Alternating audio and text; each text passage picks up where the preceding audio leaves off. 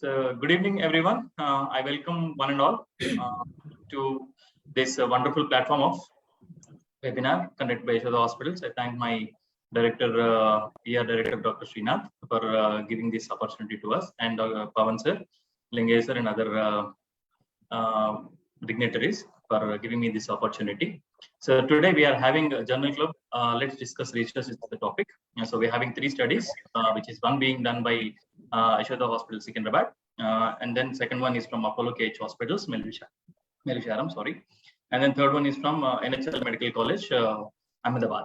So I proudly introduce our 2 chief guests, Professor Dr. M. Rajpray, National Vice President, SEMI, Senior Consultant Head of the Department Emergency and Critical Care, Apollo KH Hospitals, Melvisharam, India. Welcome, sir.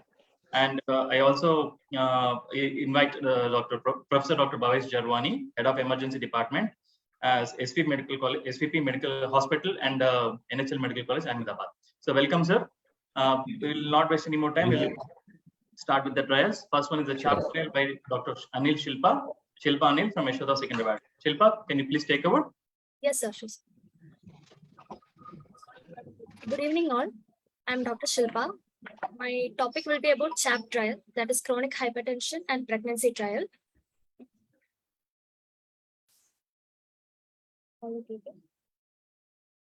Next.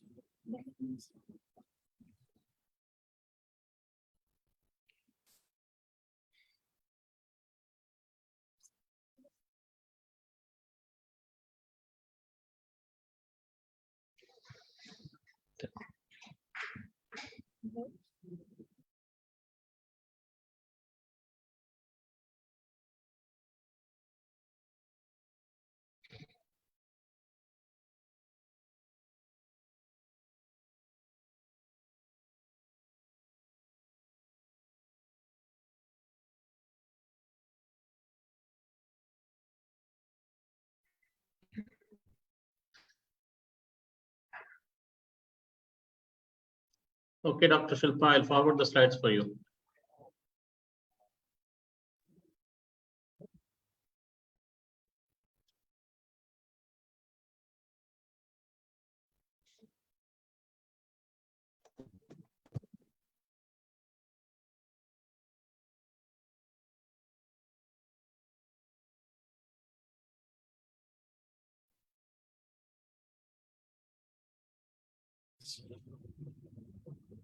Next screen.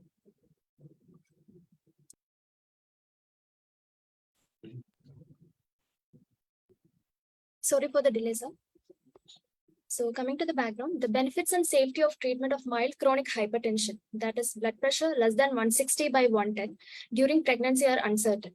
Data is needed on whether a strategy of targeting a BP of less than 140 by 90 reduces the incidence of adverse pregnancy outcomes without compromising any fetal growth. The goal of the study was to evaluate antihypertensive therapy compared with control among the pregnant women with mild chronic hypertension. This study was an open-label, parallel, randomized control trial of total number of enrollees around 2,408 patients and duration of follow-up around 34 weeks. And the mean patient age group was around 32 years old, and percentage of patients with diabetes was around 15.8%. Pregnant individuals with mild chronic hypertension were randomized to a blood pressure goal of less than 140 by 90. Around 1,208 patients were in the active treatment group versus 1,200 patients were there in the control group. In the control group, antihypertensive therapy was withheld unless the BP was more than or equal to 160 by 105. So in the active treatment group, patients received standard first-line antihypertensive agents in pregnancy, that is labetalol or extended-release nifedipine. However, amlodipine or methyl-dopa could also be used if needed. The medication was titrated to the maximum dose as necessary before starting a second agent. The inclusion criteria of this study included pregnant women with mild chronic hypertension of singleton pregnancy with gestational age less than 23 weeks. Non-chronic hypertension was confirmed by elevated BP, recorded elevated BP and previous or current antihypertensive therapy, while new chronic hypertension was defined as a systolic blood pressure of more than or equal to 140 or diastolic blood pressure of more than or equal to 90 on more than or equal to 2 occasions more than or equal to 4 hours apart before 20 weeks gestation in patients. If the patient with mild chronic hypertension had been receiving antihypertensive therapy, a systolic blood pressure of less than 160 and a diastolic blood pressure of less than 105 was required. And if the patient with mild chronic hypertension had not received an antihypertensive drug within 24 hours before measurement, a systolic blood pressure of 140 to 159 or a diastolic of 90 to 104 was required. Patients of mild chronic hypertension with blood pressure of less than 140 and diastole of less than 90 were also eligible to participate in this study. Gestational age was determined according to the criteria of American College of Obstetricians and Gynecologists. The result of ultrasonography were required before randomization. The exclusion criteria included need for more than one antihypertensive medication, secondary hypertension, multiple fetuses, high-risk illnesses or complications that could warrant treatment at a lower blood pressure level. Obstetric conditions that increase the fetal risk, contraindications to first-line antihypertensive drugs in pregnancy were also included in the exclusion criteria. Coming to the introduction part, chronic hypertension develops in 2% or more of the pregnancies in the United States. This condition disproportionately affects the Black women and is associated with 3 to 5 times the risk of preeclampsia, placental abruption, preterm birth, or small for gestational age birth weight, or perinatal death. The condition is also associated with 5 to 10 times the risk of maternal death, heart failure, stroke, pulmonary edema, or acute kidney injury. Antihypertensive treatment is the standard of care for non-pregnant patients with a blood pressure of 140 by 90 millimeter mercury or higher. But treatment during pregnancy is controversial. Antihypertensive treatment during pregnancy reduces the frequency of severe hypertension, but has not been shown to improve maternal, fetal, or neonatal outcomes, and has been associated with an increased risk of small for gestational age birth weight in the previous studies. So for women with mild chronic hypertension, which is typically defined as blood pressure of less than 160 by 110, it is unclear whether to withhold antihypertensive medication until the increase in blood pressure is severe or to continue the patient's previously established therapy. So CHAP project tried to address all these outcomes. So coming to the methods, trial design, the investigator-initiated chronic hypertension and pregnancy project. It was a multi-center, pragmatic, open-label, randomized control trial conducted at more than 70 recruiting sites in the United States. The trial protocol was approved by a protocol review committee appointed by the National Heart, Lung, and Blood Institute and by the Institutional Review Board at each trial center. A protocol for accurate, reproducible, and pragmatic measurement of blood pressure during clinical visits was used for screening and enrollment and to guide any adjustments to the medications. Blood pressure was measured with an automated device at randomization for ancillary research purposes. Clinical caregivers were unaware of these measurements unless they had been used as a patient's blood pressure for clinical management. Patients were randomly assigned to a blood pressure goal of less than 140 by 90 or to standard control treatment in which antihypertensive therapy was withheld or stopped at randomization unless severe hypertension, that is systolic of more than 160 or diastolic of more than 105 developed. Patients in the active treatment group were prescribed a first-line antihypertensive drug for pregnancy, that is labetalol or extended-release nifedipine supplied by trial investigators, or other medications such as amlodipine or methyl-dopa if preferred by the patient. These are the characteristics of the patients at the baseline. The characteristics include age. Age in active treatment group was around, mean age group was around 32.3 plus or minus 5.6, and in the control it was around 32.3 plus or minus 5.8. The characteristics include race or ethnic groups such as non-Hispanic white, non-Hispanic black, Hispanic, and other categories. And it also included type of chronic hypertension, which was categorized into newly diagnosed and diagnosed and receiving medication, diagnosed and not receiving medication, and blood pressure that is systolic in the active treatment group at the baseline before the treatment was around 134.3 plus or minus 12.7, and in the control it was around 133.7 plus or minus 12.5 before the treatment, and diastolic was around 83.9 plus or minus 9.5 millimeter mercury, and control 83.4 plus or minus 9.6. It also included body mass index, which was categorized into less than 30, 30 to less than 40, more than or equal to 40, gestational age of less than 14 weeks, coexisting illness such as diabetes mellitus, current smoker, or aspirin use. The dose was escalated to the maximum recommended dose that was not associated with any unacceptable side effects before the initiation of a second medication, preferably nifedipine or labetalol if the other medication was started first to achieve the target blood pressure. The control group received similar antihypertensive medications only if severe hypertension was developed. During clinical visits, patients were asked about their adherence to the blood pressure regimen before any dose adjustments. Pill counts were performed at the time of each refill.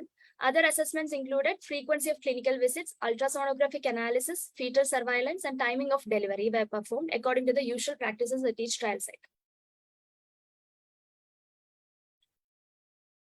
The primary outcome of this study was a composite of preeclampsia with severe features occurring up to 2 weeks after birth, medically indicated preterm birth before 35 weeks gestation, that is because of maternal or fetal illnesses and not spontaneous labor or membranous rupture.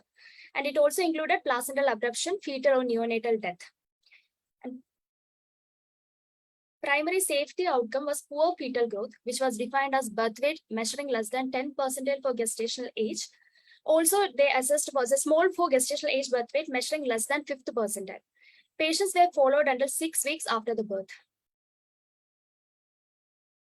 These are the charts showing primary and safety outcomes. In this, we can see that primary composite outcome, that is preeclampsia with severe features, medically indicated preterm birth, placental abrasion, etc., were less in the active treatment group comparing to the control group.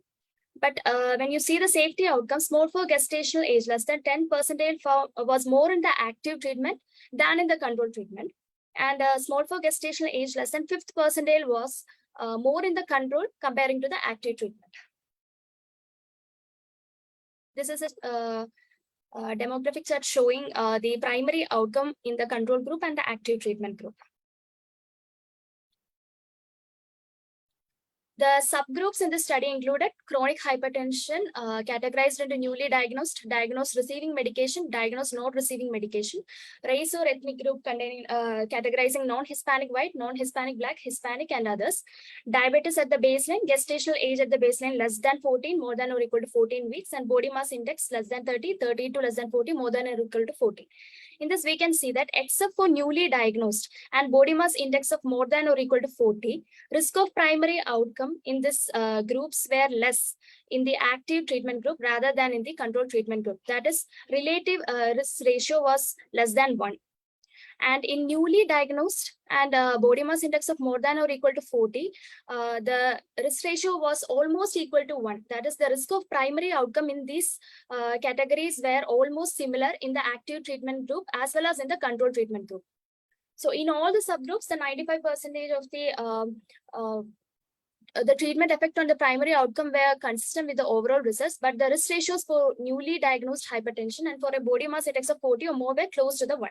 Non-Hispanic Black women made up around 48% of the patient population, and Hispanic women around 20%, non-Hispanic around 28%, and 16 of patients had diabetes mellitus, 41 had a gestational age of less than 14 weeks. The secondary outcomes of this study included maternal death or a serious complication such as heart failure, stroke, encephalopathy, myocardial infarction or angina, pulmonary edema, admission to an intensive care unit or intubation or renal failure, any preterm birth less than 37 weeks gestation, and serious neonatal complications such as bronchopulmonary dysplasia, retinopathy of prematurity, necrotizing enterocolitis, or intraventricular hemorrhage of grade 3 or 4. The other maternal outcomes included preeclampsia and worsening chronic hypertension, that is severe hypertension without preeclampsia and mean clinical blood pressure levels, cesarean delivery, blood transfusion, and additional newborn outcomes included neonatal ICU admission, length of hospital stay, birth weight of less than 2.5 kg, hypoglycemia, bradycardia, hypotension, ponderal index, head circumference, and placental weight.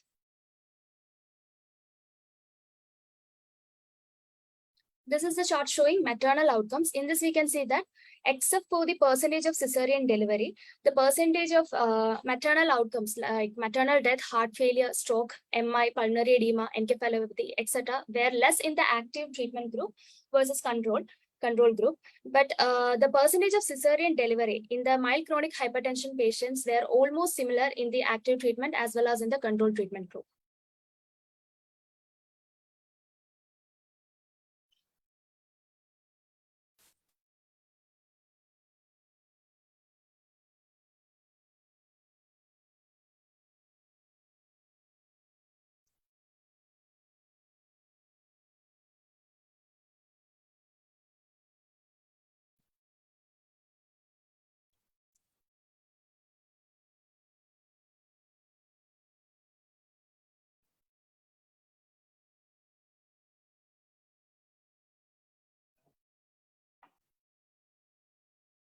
Dr. Naveen?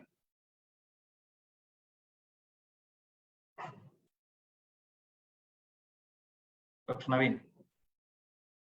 One moment, sir.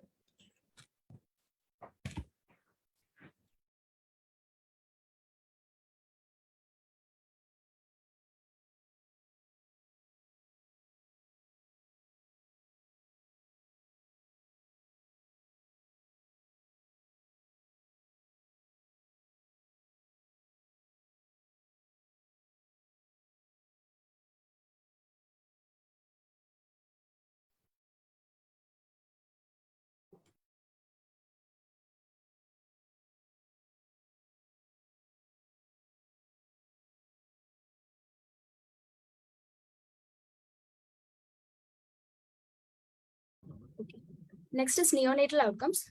The chart showing neonatal outcomes included bronchopulmonary dysplasia, retinopathy of prematurity, necrotizing enterocolitis, intravascular hemorrhage, etc., was less in the active treatment group comparing to the control treatment group.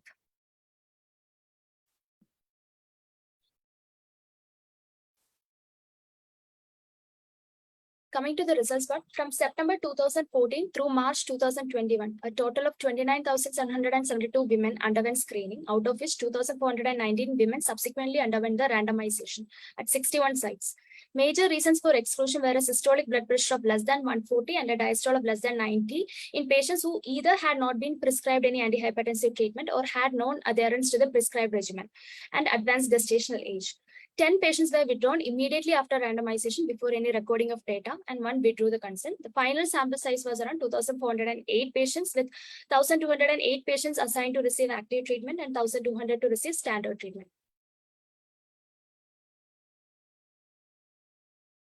In pregnant women with mild chronic hypertension, active treatment with a blood pressure target of less than 140/90 was associated with better pregnancy outcomes than a control strategy of no antihypertensive treatment unless the systolic blood pressure was 160 or higher or the diastole was 105 or higher.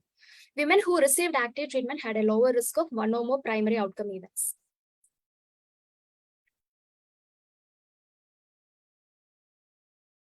Medication adherence. Patients in the active treatment group were assigned to receive labetalol. Around 61.7% received labetalol, or nifedipine. Around 35.6% patients received nifedipine, and 2.7% received other medications. Of 15,010 total clinical visits, 7,717 were attended by patients in the active treatment group. At 86% of these visits, the patients reported taking their assigned medications. At the last antenatal visit, more patients in the active treatment group than in the control group reported taking medications.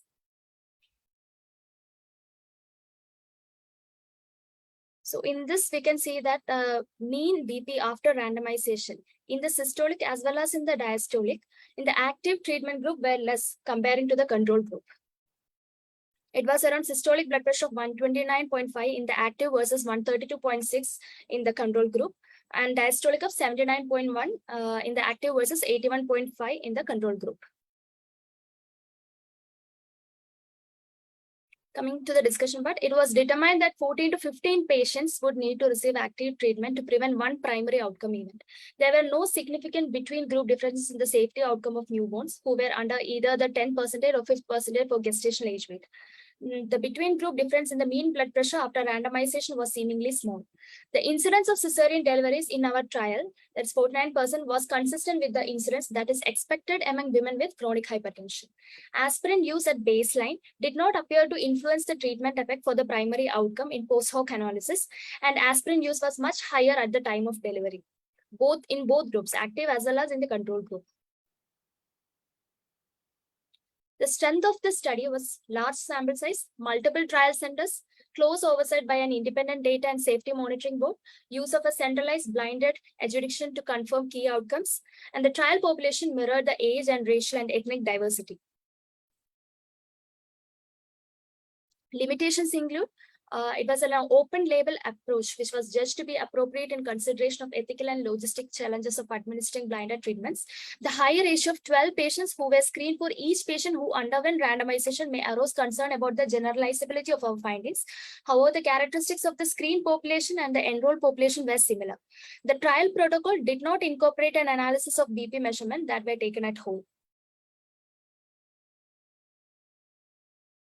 Coming to the conclusion part, in this trial, a strategy of treating mild chronic hypertension resulted in a lower risk of adverse pregnancy outcome than a strategy of reserving treatment unless hypertension became severe without increasing the risk of low birth weight for gestational age. Their findings support the treatment of pregnant women with chronic hypertension with a blood pressure target of less than 140/90, including the continuation of their antihypertensive therapy. Thank you, sir. That's a wonderful presentation, Dr. Shilpa. Any questions from the groups? Excellent presentation, Dr. Ranjit and Dr. Kavita. Issue is that ethically it was like permission was easily granted because it is established that patient with even mild hypertension with pregnancy as a adverse outcome. Then this trial was given ethical permission easily, like discussions were there about whether it can be done or not. And another thing about this is, yes, it is established that patient with even mild hypertension in a pregnancy, chances of preeclampsia and eclampsia are less. So is there anything new you found from this study, or like anything new that contributes to the literature further on by the study?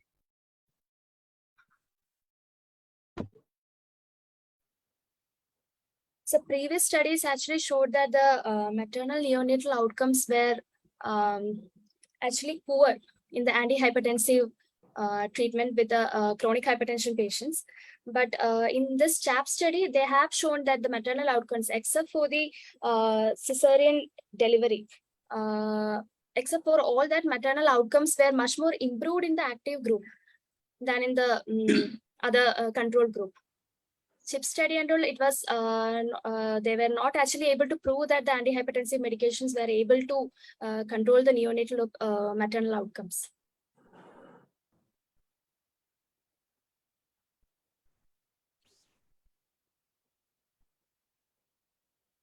Sir, anything else?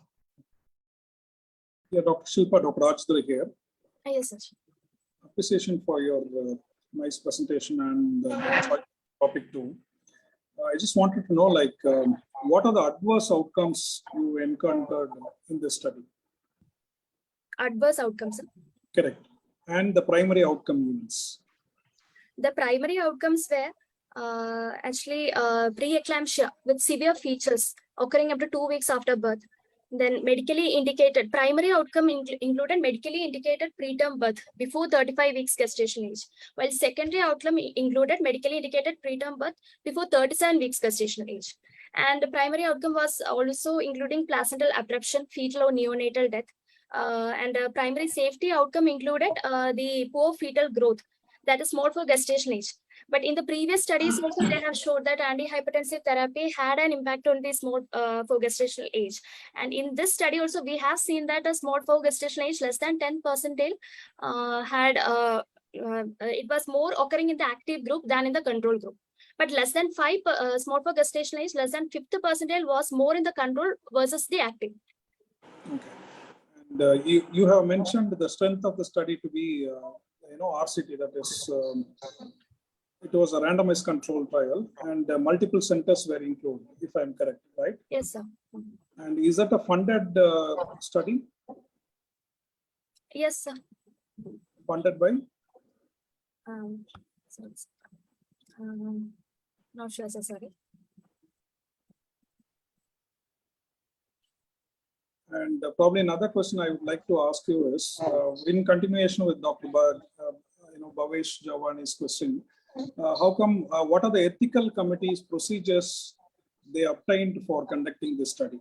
Because this is a kind of sensitive subject when it comes to countries, developing countries or lower middle income countries like ours. And I just wanted to know, like, what are the ethical objectives, or if they faced any objectives or any approval they got as a part So of. they got the approval from NHLBI, sir. National Heart, Lung and Blood Institute. Mhm. And by Anything the regards to obstetrics association, because this is more of obstetrics and they have also included the gestational age of ACOG criteria, sir. yeah. Okay, so do you think the same ethical consideration can be applied to your center if your center is enrolled? Can you like assign one patient of 150 BP without any antihypertensive in a pregnancy? Because we generally give at more than 140 we give. So if even my center is there enrolled as a part of this, there will be some issues about that. Right.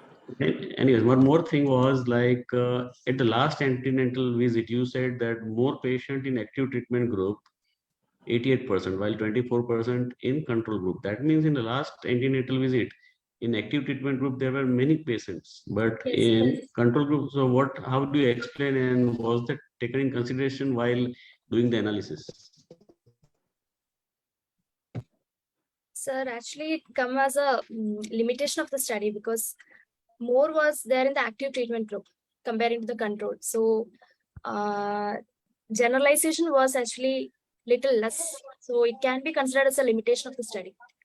So they were excluded for like 2 weeks, as the endpoint was up to 2 weeks preeclampsia after the delivery. So if the patient were not following up, whether they excluded for that endpoint? No, sir.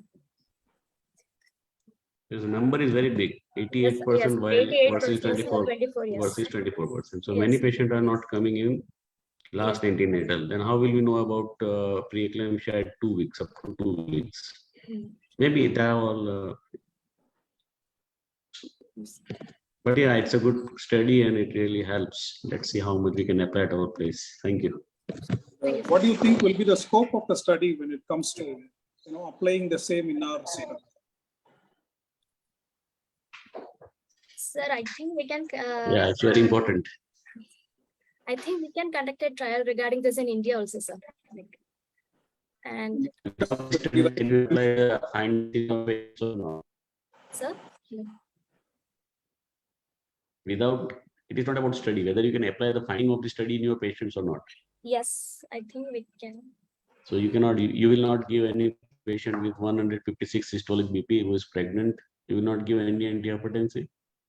I will give antihypertensive medications. But To your control the study says BP less than outcome. 140/90.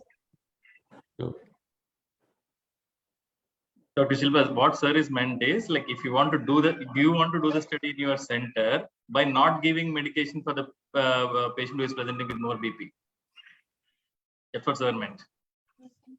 That is an ethical issue. I have to give medication. Good presentation, Dr. Silva. Thank you. Thank you, sir. Thank you. Move on to the next one, sir. Yes, sir, please. Yes, sir. The next one will be Buji trial by Dr. Sai Krishna. Dr. Sai Krishna? Yes, sir. Good evening. I'm Dr. Sai Krishna from Apollo KH Hospital. I'm doing my third year CCTEM. So today I'll be presenting a paper that was published on Journal of American Medical Association. This was published on the year December 2021. And the title of the study is Effect of Use of Buji, which is endotracheal tube with a stylet on the first attempt intubation.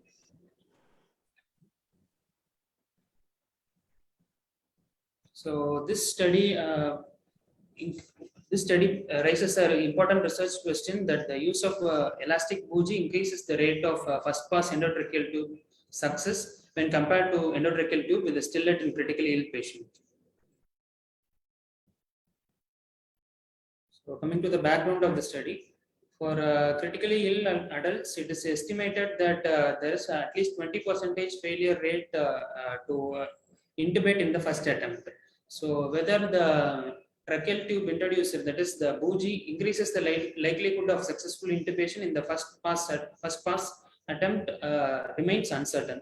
So a previous RCT which was conducted in 2018 May, which was published in 2018 May, showed that there was an increased success rate in first pass bougie introduction when compared to the stillet.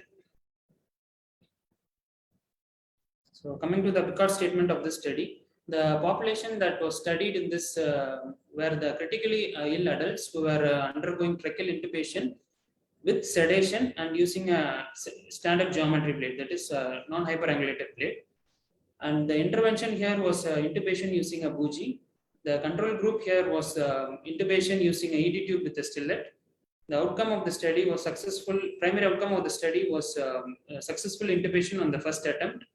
And the timeline of the study was between April 2019 and February 2021. So these were the expected secondary outcome. Incidence of severe hypoxemia, that is oxygen saturation less than 80%, procedural outcomes, procedural complications, and clinical outcomes.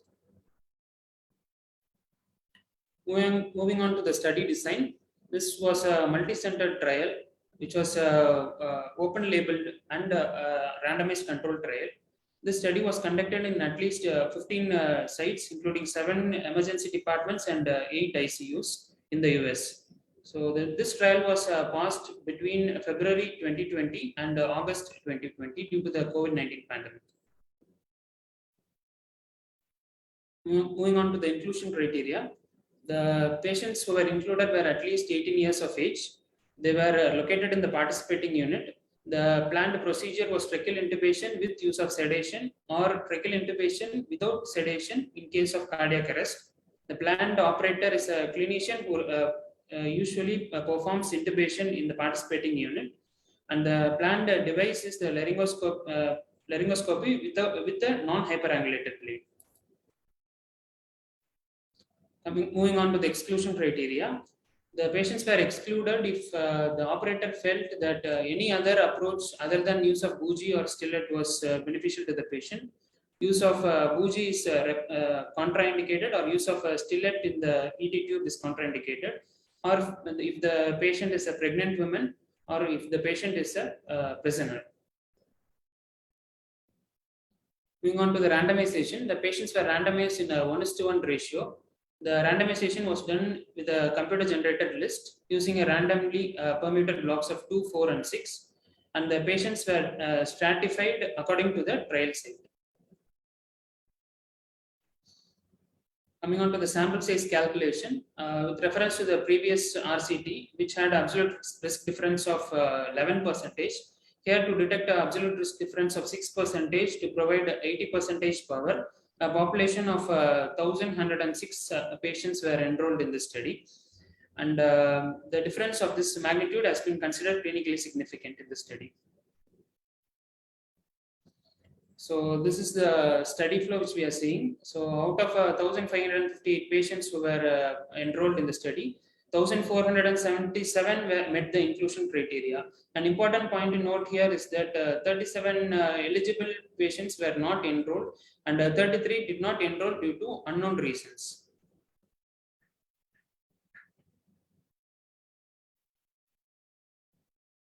So 1,106 patients were randomized. 558 were randomized to the bougie group, and 548 were randomized to the ET tube group with the stillet group. And 556 were included in the primary analysis, and 546 were included in the primary analysis of stillet group. So these were the baseline characters that were evaluated in the study: the age, sex, race, body mass index, indication for intubation,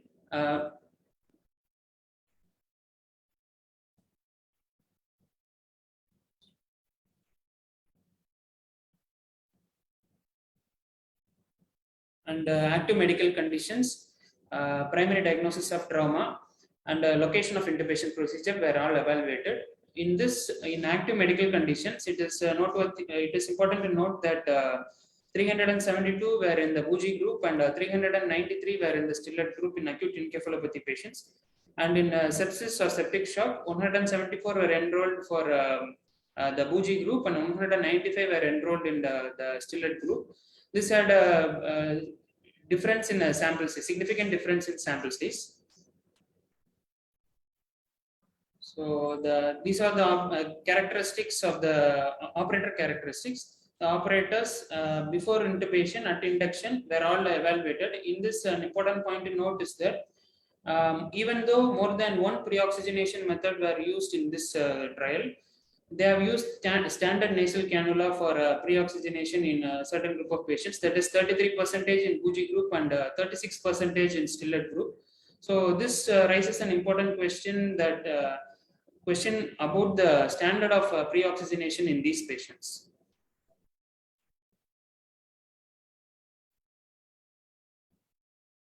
So these are other operational characteristics. That is laryngoscopy, type of laryngoscopy used, devices used on first attempt laryngoscopy. So coming on to the validity of the study, did the intervention and treatment group start with the same prognosis? Yes, they have started with the same prognosis. Where the patient randomized well? Yes, depending upon the previous data we saw, they were randomized well. Were the patient in the study group similar with respect to the prognostic factors? Yes, they were similar. Was the prognostic balance maintained throughout the study? Yes, it was balanced. The study was open label study due to the nature of the trial. Were the groups prognostically balanced at the completion of study? Yes, they were balanced. Was the follow-up complete? Yes, the follow-up was complete. Were the patient analyzed to the group were initially analyzed? Yes. So upon all this, we come to a conclusion that the internal validity of the study is good. So the primary outcome, here we are seeing the outcome analysis, the primary outcome and secondary outcome, exploratory outcome and exploratory procedure complications, all that are given in this slide.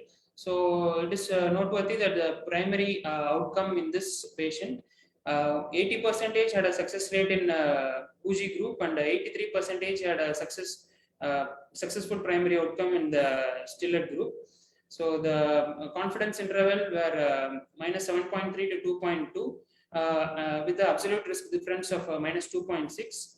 So as previously calculated, the absolute risk difference for this study is 6%. So this seems to be statistically insignificant. Coming on to the subgroup analysis, these are the various subgroups that were analyzed, and the overall result of the subgroup analysis were that 80% favored Buji and 83% favored Stillett, even though the confidence interval level is 0.66 to 1.27 and the adjusted odds ratio is 0.91. So this also seems to be statistically insignificant. So coming on to the operator characteristics, in prior intubation experiences, number of prior intubation median was 60 in Buji group and 60 in Stillett group, and the number of operators who had performed the previous intubation with the Buji had a mean of 10 in both Buji and Stillett group. So this shows with the interquartile range of 4 to 20 in both the groups. So this shows that the operators who were performing intubation with the Buji and Stillett had an experience of a median range of 10. So coming on to the postdoc analysis, on repeating the primary analysis among the patients with the BMI of greater than 40 kg per meter square, the absolute difference was absolute risk difference was minus 19.5%, with the confidence interval of minus 40.8% to 1.9%. All other values were statistically insignificant in this trial. So moving on to the limitations of the study, this study excluded patients for whom use of Buji was not was specifically indicated. This was left to the operator's choice. The nature of the trial intervention precluded a blinding of operators or observers, and these results produced by the study may not apply to the operators with extensive experience in intubating or using a intubation using a bougie.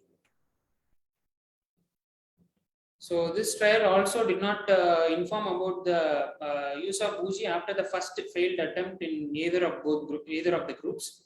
And the average operators has performed a median of 60 prior intubations with a median of only 10 in with using a bougie or a stillet.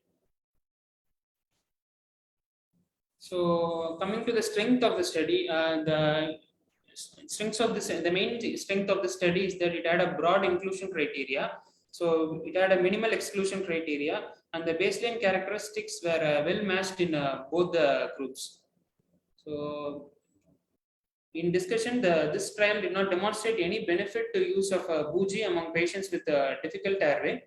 The operators ranged from physicians who had a very little experience in intubation to attending physicians who had thousands of prior intubation experiences.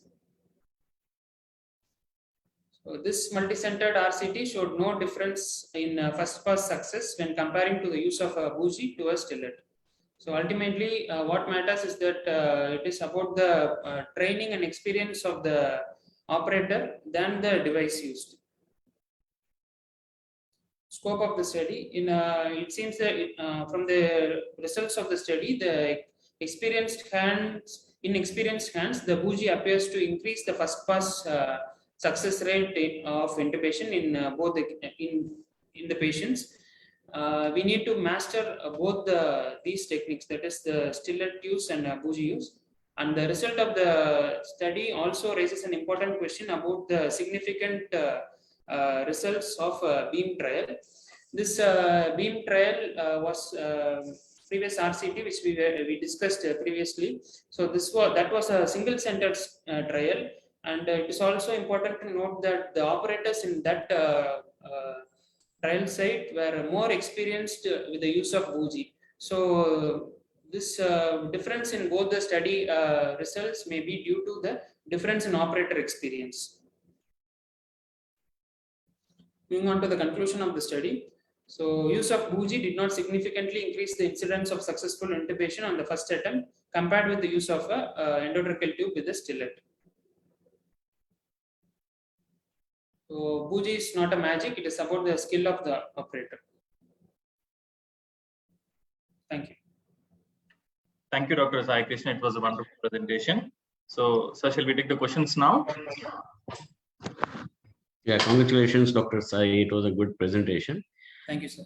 In obese patient with a BMI more than 40, Yes, they sir. had a good success rate with bougie than the stillet. Yes, sir. So this is a subgroup of patient where this trial supports bougie more than the stillet. Yes, sir. Even though the p-value is good for these patients, that is 0.05, but the confidence interval does not hold good in that. Sir. So either of the groups did not perform well in that also. In your experience, what do you think? Bougie is more flexible than the stillet. So stillet, I think, may sometimes be useful in obese patient with difficult airway. So that is the reason I think the confidence interval is quite less, minus 2.7. Anyways, the study is good, and as you said, it's not a magic. Bougie is not a magic. Experience or residents' experience and competence matters, and training is very important for boosting up that competence. Yeah, thank you. Good. Thank you. And also the split second decision of the performer is also matters a lot, I think. I think that's very much necessary. Thank you, Dr. Sai Krishna. We'll move on to the next one, Women 2 trial by Dr. Tirth Patel.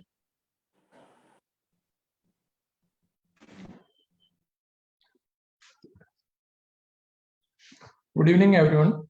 I am Dr. Tirth Patel. Today, we are going to discuss on a Women 2 trial. Basically, the Women 2 trial is a world maternal antifibrinolytic 2 trial.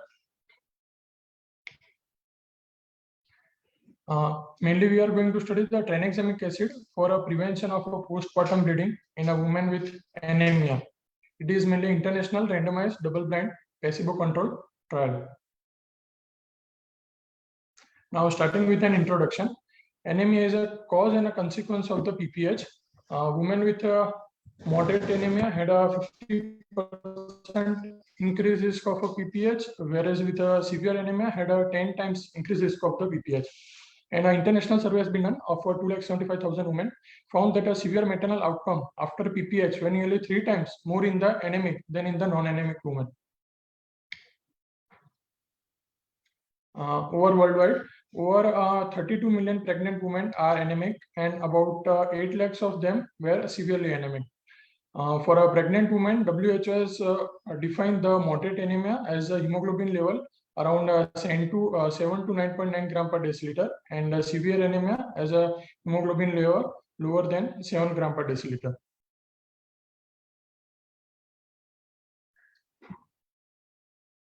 Now, the postpartum hemorrhage is a leading cause of a maternal death worldwide, which is around 1 lakh every year. Most PPH death usually occurs in the first hour after giving the birth, and the women with anemia are at a higher risk. The women trial, mainly we are having the women 2 trial, but this is the brief introduction of a women trial. The women trial assesses the effect of a tranexamic acid in around 20,000 women with a PPH when given within 3 hours of a birth, reduces the death due to bleeding around 1/3. The Women 2 trial is conducted to see if giving tranexamic acid can prevent PPH and the other outcome in the women with a moderate and severe anemia who give birth vaginally. Mainly in a Women 2, the vaginal birth is included because mainly due to vaginal birth, there is a trauma of a genital organ, and it mainly used to increase the fibrinogen by 2 times. So by giving tranexamic acid and antifibrinolytic, we can prevent excessive blood loss.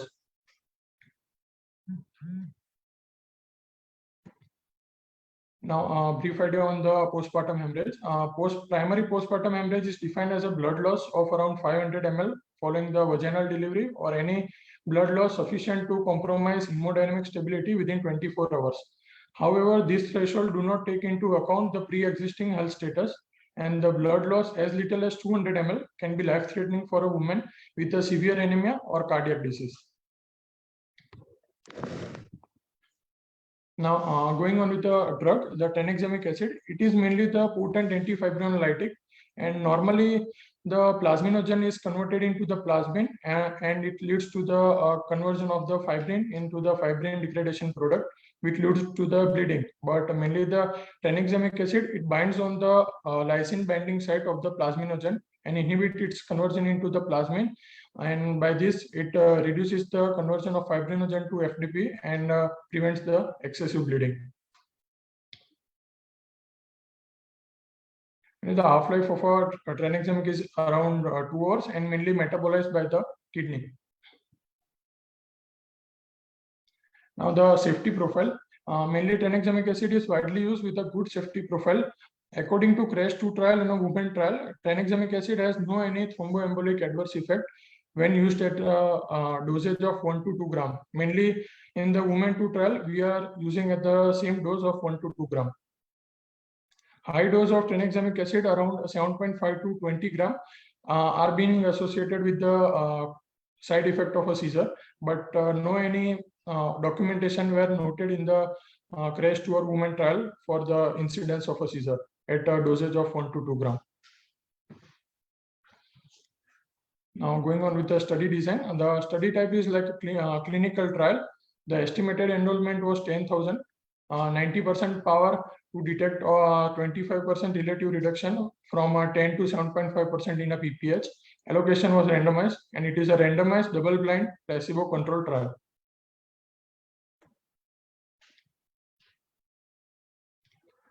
The starting date of a study was from 24th August 2019, and estimated study completion date is August 2023. The study hypothesis is, does the use of tranexamic acid at a dosage of 1 gram within 15 minutes of a normal vaginal delivery helps to prevent PPH in a moderate to severe anemic woman? The study purpose is to assess the proportion of a woman with a clinical diagnosis of a PPH. The result will be presented as an appropriate effect estimate with a measure of precision of around 95% confidence interval. And subgroup analysis will be based on the severity of anemia whether it is a moderate or severe anemia, and the type of labor, whether it is induced or a spontaneous vaginal delivery.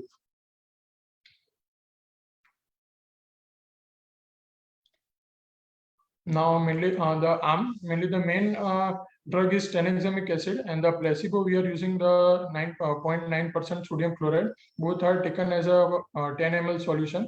Tranexamic acid total 1 gram diluted in 10 ml, and sodium chloride is directly taken as a 10 ml solution. Now, the inclusion criteria of a study. Women with a moderate to severe anemia, HB less than 10 gram per deciliter, or PEG cell volume less than 30% after giving normal vaginal delivery. Here, the cesarean section delivery are mainly excluded from the study. Women who are not eligible, exclusion criteria. Women who are not legally adult, less than 18 years of age, and not accompanied by guardian. Women with a non-allergy of tranexamic acid, and who experience PPH before cord cutting or clamping, and mainly the delivery done by cesarean section.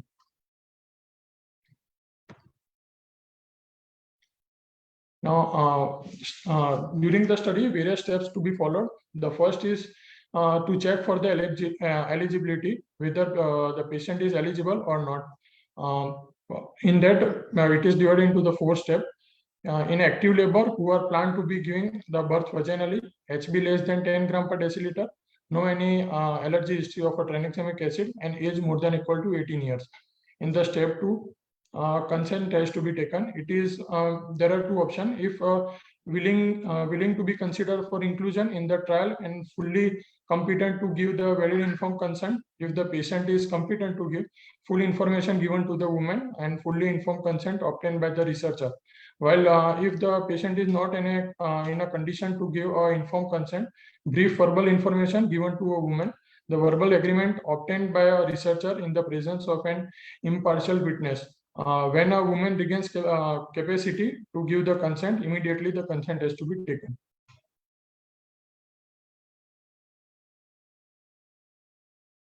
The step 3, collect the baseline data, and that the vitals of the patient is to be taken.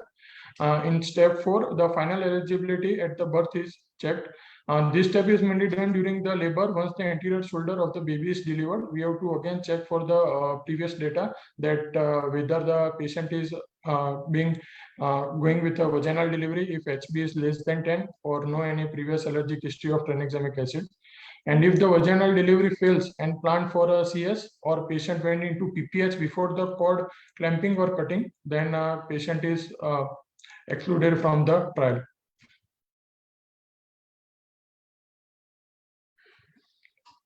The 5th step is trial drug preparation and randomization. A single dose of 1 gram tranexamic acid or 10 ml of placebo as a sodium chloride 0.9% will be given intravenously immediately after the umbilical cord is cut or clamped, and not more than after 15 minutes.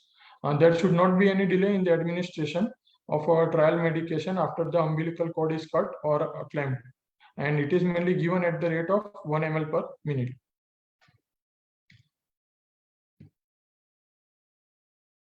Sixth step is outcome data collection. It is mainly done at the 2 different intervals. The form 1 is filled at a 24 hour after the randomization or during the discharge or death, whichever is early. And the second form is mainly filled at 42 days or discharge or death, whichever is the early.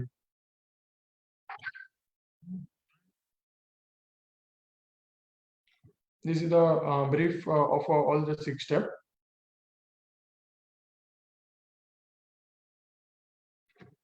The tranexamic acid is a widely used and well tolerated. The potential side effect reported by manufacturer to be associated with tranexamic acid are according to the frequency. Basically, the common side effects are diarrhea, vomiting, and nausea. The uncommon are allergic dermatitis, and rarely there can be hypersensitivity reaction. And at a higher doses of 7.5 to 20 gram, there are incidents of seizure during the cardiac surgeries.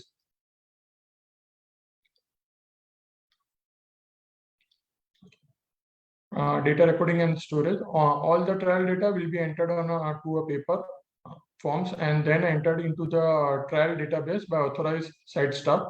The forms can be viewed at a given site. The participant will be identified by a unique trial specific number.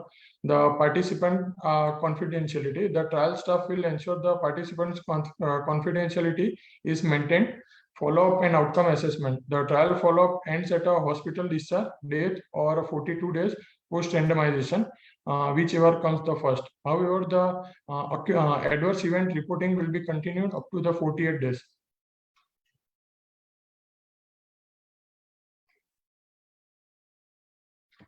Is the primary outcome to assess the proportion of the women with a PPH. This may be an estimated blood loss of more than 500 ml or a blood loss sufficient to compromise hemodynamic stability within 24 hours of administration of a trial medication. And the hemodynamic instability is based on a clinical judgment by blood pressure, heart rate, and urine output.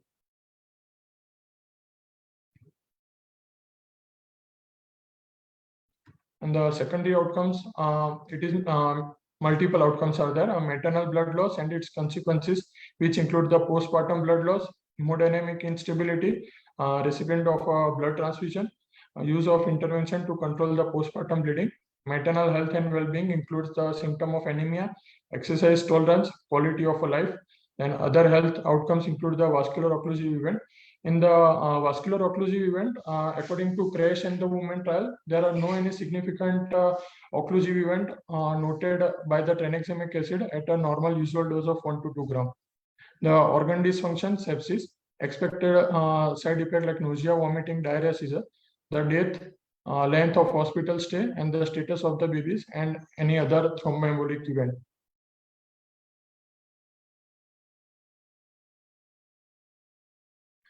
Withdrawal or the end of trial. The trial ends for a participant at a death or at a day 42, whichever occurs the first. The participant can leave the trial at any time. And the definition of end of trial is the end of trial will be the day 42 of a last participant randomized.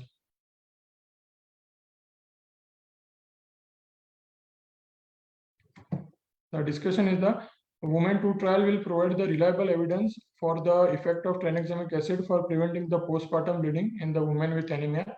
If the Women 2 trial shows that tranexamic acid reduces the PPH in anemic women, we would have identified a way for improving the well-being of thousands of women worldwide.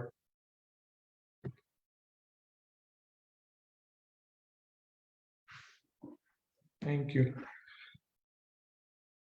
Limitations. Basically, in the limitation, the study has not been completed, so the statistical data is not available. And the other limitation is the study is mainly done on the vaginal delivery leading to PPH. So other study can also be done on the cesarean section leading to the PPH. Use of tranexamic acid in the cesarean section leading to PPH. The tropical countries are. And the plus point is that it is mainly in the African and the Asian countries where the number of the anemic patients are maximum. So the subject are taken in a large number, around 10,000. But that's a limitation as well. Yes. It is not comparing other part of it. Thank you. Thank you, Dr. Dev. It was a wonderful presentation. Sir, you want to add any points, sir? Mr. Boyce, sir? Sir, you want to add any points there, sir? Yeah, like he said, it's an ongoing trial, but the result will be interesting. Like if really prevents the PPH or the complication, many patients of anemia that can be identified and tranexamic acid can be given in time, and the complication of PPH can be prevented. So trial seems very promising. All the limitations are there, but this trial, if it's about prevention, it's good. Other tranexamic acid trial for CRASH 2 or woman trial were for treatment part. It's a prevention. Yes, sir. True. So it's a good in a way. Only 1 gram in a 15 minutes after delivery, it can be given, because many patients come at a time of labor who are already anemic in government setups in India and African countries. So if within 15 minutes, tranexamic acid can be given with 1 gram, if PPH can be prevented, thousands of complications and lives can be saved. So it's a good trial in a way. Truly said, sir. Truly said. We can take the questions now. Anyone has the questions we can take now. Okay, I think we are up, running out of time. So I thank all the three presenters, Dr. Shilpa, Dr. Sai Krishna, Dr. Teeth, for wonderful presentations and enlightening us with your with the trials. and guides us and chief guest today, Professor Dr. M. Rajdurai and Professor Dr. Bhavesh Sharwani. And thank you, sir, for guiding the residents for doing such wonderful presentations. And I thank Dr. Srinath, sir, our ER director, for giving me this opportunity. Dr. Pavan Gorugantla, Director for Yashoda Hospitals, Dr. Lingay, sir, for Director Medical Services, for giving us this opportunity and providing wonderful platform for learning. Thank you all. Yes, Thank I think I would also like to thank Dr. Srinath and the academic team of SEMI to have this good initiative, and I hope it should continue for long and always. Also thank branding team and his team for I'm all not the going to technical take support. much of your time. With the last quote, whether to publish or you'll be perished is the quote which even now still holds good. I think Yashoda Hospital and Dr. Srinath have taken this very seriously, and research is one field which always needs to be enriched, and every hospital have to follow their own research and models, and we need to continuously do research and publish, or else ultimately we may perish. So thank you once again, Dr. Srinath and Yashoda Hospital, all the moderators, co-speakers, the presenters, and the patient listeners for the kind of opportunity. Thank you very much. Thank you very much. Pavan and team, thank you. Dr. Naveen, thank you for giving us the support. Yeah. Thank you. Good night.